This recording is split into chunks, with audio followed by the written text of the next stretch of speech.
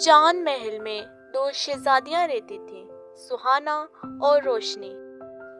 सुहाना बातों से सबको मुतासिर कर लेती थी, पर दिल से बहुत खुदगर्ज थी, जबकि रोशनी खामोश, सादा और दूसरों का दर्द समझने वाली लड़की थी। एक दिन सल्तनत में यह खबर फैली कि जादुई बाग में सितारा नाम की एक छड़ी उसके हाथ चमकेगी और उस हाथ में ही आएगी जिसका दिल साफ और सादा होगा।